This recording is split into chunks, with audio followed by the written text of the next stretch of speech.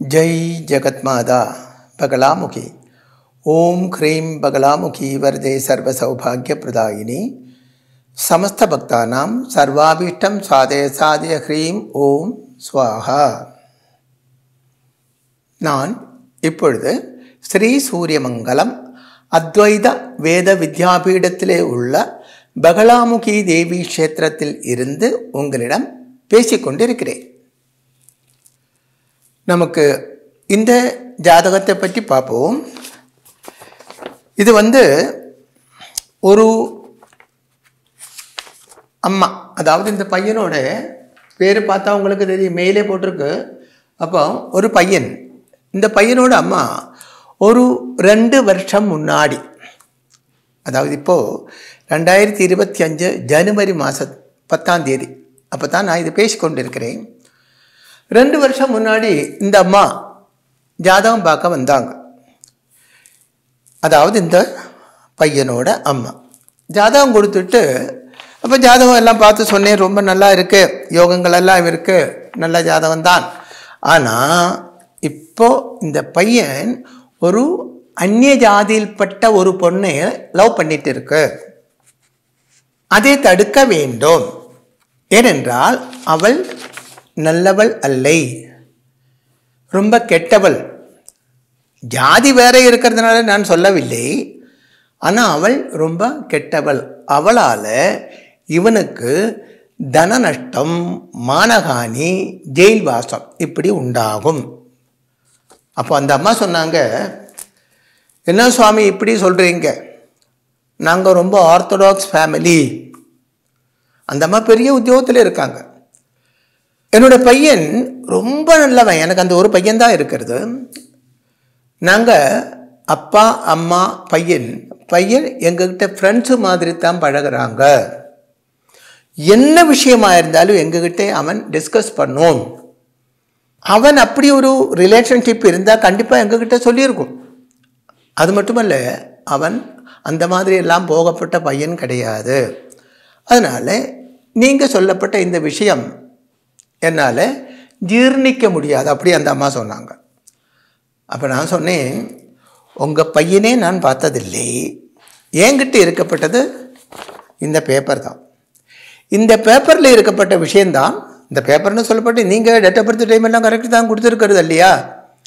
இந்த date of birth time correct தானா? Correct தான். அப்போது இந்த ஜாதகத்தில் என்ன இருக்கிறதோ, அதாவது இந்த பேப்பரில் என்ன எழுதியிருக்கிறதோ அதுதான் உங்களிடம் நான் சொல்கிறது. சரி, நாளைக்கு அனுபவம் வரும்போது திருச்சி வாங்க அப்படி சொன்னேன். அப்போ அந்த அம்மா திருப்தி இல்லாமல் போயாச்சு. அப்போ நான் என்ன சொன்னேன்னால், நான் சொன்னது உங்களுக்கு திருப்தி இல்லை என்றால் நீங்கள் இங்கே கொடுத்துக்கப்பட்ட தட்சிணை திருப்பி வாங்கிட்டு போயிருங்கோ. அப்போ இங்கே எப்படின்னா, இந்த பூ வெத்தலை பார்க்க பூவு பழம் எல்லாம் கொடுப்பாங்க, எல்லாம் எடுத்துகிட்டு வருவாங்க. ப்ளஸ்ஸு தட்சிணை ஃபஸ்ட்டிலே ஆஃபீஸில் கொடுத்து ஒரு டிக்கெட் வாங்கிட்டு தான் உள்ளே வருவாங்க. அப்போ நான் இந்த டிக்கெட் அவர்கிட்ட கொடுத்துட்டு சொன்னேன், நீங்கள் இந்த டிக்கெட் ஆஃபீஸில் கொடுத்துட்டு அவங்க பணம் தருவாங்க, திருப்பி வாங்கிட்டு போயிருங்கோ. அந்த தட்டெல்லாம் எடுத்துகிட்டு நீங்கள் கொண்டு வந்தா சொல்லியா பூ பழம் இதெல்லாம் எடுத்துகிட்டு போங்கோ. அல்ல அதெல்லாம் ஒன்றும் வேண்டாம் சுவாமி அப்படி சொன்னாங்க. அதான் உங்களுக்கு திருப்தி இல்லையே, நான் சொன்னது உங்களுக்கு நம்பிக்கை ஆகவில்லை இல்லையா, எடுத்துகிட்டு போங்க அப்படின்னு சொன்னேன். அப்போ இவங்க பெங்களூரில் வந்து தான் என்னை சந்தித்தது. அவங்க தட்சிணை ஒன்றும் திருப்பி வாங்கலை, அவங்க போயிட்டாங்க. அப்புறம் ஒரு வருஷத்துக்கு அப்புறம், ஃபஸ்ட்டில் வந்தது 2 வருஷம் முன்னாடி, அதுக்கப்புறம் 1 வருஷம் இல்லையே, இப்போ 9 மாதம் தான் வச்சு தோணுதோ, மறுபடியும் இவங்க வந்தாங்க. அப்போ எனக்கு அந்த இவரை முன்னாடி பார்த்த அந்த ஞாபகம் வரவில்லை. இந்த ஜாதகம் பார்த்துட்டு நான் அன்னைக்கு என்ன சொன்னதோ அதே மறுபடியும் சொன்னேன். அப்போ அவங்க சொன்னாங்க, சுவாமி நான் ஒரு வருஷம் 3 மாதம் ஏதோ ஆச்சு முன்னாடி வந்தேன். அப்போது இதேபடி நீங்கள் அன்னைக்கு சொன்னீங்க, அதுக்கு தான் இப்போ நான் வந்தேன். பையன் ஒரு பொண்ணை லவ் பண்ணிட்டு இருக்கா, இப்போ தான் எங்களுக்கு அது தெரியும். ஆனால் நீங்கள் சொல்லும்போதே அந்த ரிலேஷன்ஷிப்பில் அவங்க இருந்தாங்க, ஆனால் எங்களுக்கு அது தெரியாது. இப்போ ரொம்ப சீரியஸாக போச்சு. இப்போ அவங்க கல்யாணம் பண்ண போகிறாங்க, நாங்கள் அதுக்கு அலோவ் பண்ணலை, ஆனால் அவங்க கல்யாணம் பண்ண ஏனென்றால் அது ரொம்ப ஒரு மட்டமான ஃபேமிலி, நல்ல ஃபேமிலியே இல்லை. நான் சொன்னேன், இதெல்லாம் முன்னாடி பார்த்து சொன்னது தானே. இப்போ முன்னாடி உள்ள விஷயம் எனக்கு தெரியாது. இதை பார்த்துட்டு நான் சொன்னேன், நல்லவள் அல்லி மோசம் அப்படின்னு எல்லாம். அப்போ எப்படியாவது தடுக்கணும் சுவாமி அப்படி சொன்னாங்க. அப்போ ஒரு 20 நாளோ ஏதோ அதுக்குள்ளே தான் அவங்க கல்யாணத்துக்கு டேட் எல்லாம் ஃபிக்ஸ் பண்ணியிருக்காங்க. பையன் அப்பா அம்மா சொன்னது கேட்காமல், சரி நான் இன்னும் என்ன பண்ணுறது, ஒரு நாள் அவனை அழைச்சிட்டு வரட்டுமா அப்படின்னு கேட்டார் அந்த அம்மா. தாராளமாக அழைச்சிட்டு வாங்க அப்படின்னு சொன்னேன். அடுத்த நாள்லேயே அந்த பையனே அவங்க அழைச்சிட்டு வந்தாங்க. அப்போ அந்த பையன் கேட்டார், சுவாமி அவர் டாக்டர் தான், அவர் கேட்டார், இதை வச்சுட்டு எப்படி ஒருத்தனோட டெஸ்டினி என்று சொல்லிட்டு நீங்கள் ஃப்யூச்சரை பற்றி எல்லாம் சொல்கிறீங்க, இந்த காலத்திலே இதெல்லாம் போய் நம்புறீங்களா? முதல்ல அவர் கேட்டார், நீங்கள் என்ன படிச்சிருக்கீங்க அப்படின்னு. அதாவது எனக்கு படிப்பறிவு இல்லையோ என்று அவர் நினைக்கிறார். நான் சொன்னேன், அப்படி கிடையாது, நல்ல படிப்பு அறிவு உள்ள ஆள் தான் நான். மூடத்தரமாக ஒன்று சொல்லப்பட்ட ஆள் அல்லே, மூட நம்பிக்கையும் எனக்கு கிடையாது. ஆனால் உன்னுடைய ஜாதகப்படி இங்கே வந்துட்டு நான் அந்நிய ஜாதியில் பட்ட ஒருவளை லவ் பண்ணணுன்னு நீங்கள் எப்படி சொன்னீங்க? நான் சொன்னேன், உண்மை தானே, அப்படி தானே பண்ணிட்டு இருக்கீங்க. இல்லை நீங்கள் அதை எப்படி சொன்னீங்க அப்படி கேட்டார். இங்கே லக்னம் வந்து பாபக்ஷேத்திரம், அதாவது செவ்வாயோட வீடு. 7ஆம் இடம் வந்து சுபக்ஷேத்திரம், சுக்கிரனோட வீடு. அப்போ 2 தானே, பாபம் சுத்தம். அப்போ அந்நிய ஜாதியில் பட்ட ஒருவள். இப்போ இந்த பொண்ணோட ஜாதகம் பார்த்துருந்தாலும் என்ன சொல்லுவோம், அந்நிய ஜாதியில் பட்ட ஒருவனே இஷ்டப்பட்டு நீ கல்யாணம் பண்ணணும்னு அந்த பொண்ணோட ஜாதகத்தில் இருக்கும். அதே மாதிரி தான் பையனோட ஜாதகம். அப்போ எந்த ஜாதகமாக இருந்தாலும் பார்த்துக்கோங்க, இப்படி இருந்தால் லக்னமும் 7ஆம் இடமும் சுபகிரகமும் பாபகிரகம் அப்படி இருந்தால் 90% அப்படித்தான் இருக்கும். அப்போ அதனால தான் சொன்னேன். அது மட்டுமல்ல, 7ஆம் இடத்துல ராகு இருக்கிறது, 7ஆம் பாவாதிபன் சூரியனோடு கூடி சேர்ந்து இருக்கிறது. சூரியன் சனி ராகு செப்பரேட்டிவ் டெண்டன்சி. அந்த பையன் டாக்டர்னு சொன்னேன் இல்லையா, அப்போ கொஞ்சம் நாலேஜ் இருக்கும், அறிவு இருக்கும். அதனால சில இந்த பிளானட்டரி பொசிஷன் எல்லாம் சொல்லி கொடுத்தேன். அதனால நீ கல்யாணம் நிம்மதி சந்தோஷம் வாழ்க்கையில் வேண்டுமானால் உடனே இதை ஸ்டாப் பண்ணிக்கோ. நான் அவங்ககிட்ட என்னன்னு சொல்ல என்றால், உனக்கு பாஸ்போர்ட் எல்லாம் இருக்கு இல்லையா, நீ டாக்டர் தானே, எவ்வளவு சீக்கிரம் முடியுமோ கண்ட்ரியை விட்டு வெளியில் போயிடும். இல்லைன்னா உனக்கு ஆபத்து தான். இந்தியாவிலேயே இருக்க வேண்டாம், நீ ஆஸ்திரேலியா சிங்கப்பூர் யூஎஸ் எங்கேயாவது போயிரு, இங்கே இருக்க வேண்டாம். அப்படித்தான் நான் அவனிடம் சொன்னேன்.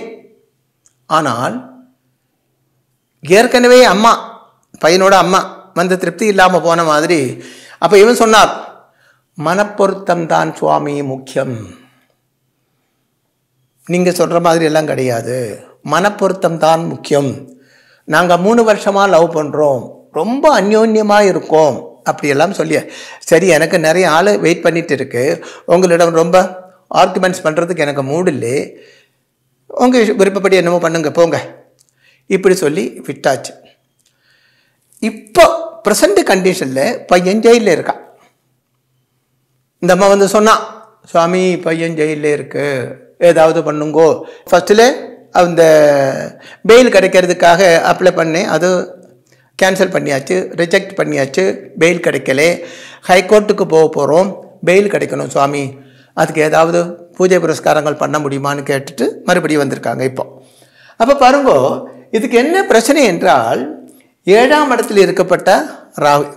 ஃபஸ்ட்டிலே சொன்னேன், அதாவது ஜாதகப்படி எப்படின்னா 7ஆம் இடம் லக்னம், 7ஆம் இடம் சுபக்ஷேத்திரம் பாபக்ஷேத்திரமாக இருக்கிறதுனால அந்நிய ஜாதியில்பட்ட ஒருவளை இஷ்டப்பட்டு கல்யாணம் பண்ண வேண்டும்.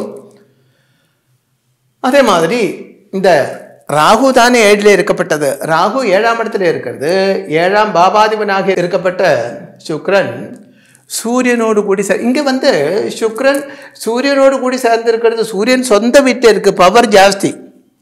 அதே மாதிரி இந்த புதன் வந்து சூரியனோடு கூடி சேர்ந்து பாபக்ஷேத்திரத்தில் இருக்கிறதுனால புதனும் இங்கே பாப கிரகம்தான். அதோட சனியோட பார்வை இருக்கிறது. அதாவது 7ஆம் பாவாதிபன் சூரியனோடு கூடி சேர்ந்து இருக்கிறது, 7லேயோ ராகு இருக்கு.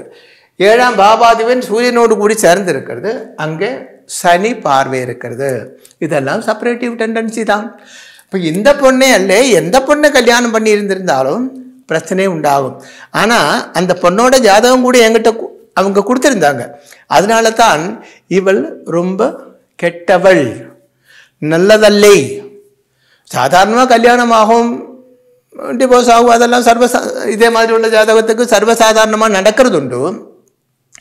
இப்போ இவங்க என்ன கேட்டிருக்கேன்னா, இவங்க கொஞ்சம் காசு பணம் வசதி உள்ளவங்க.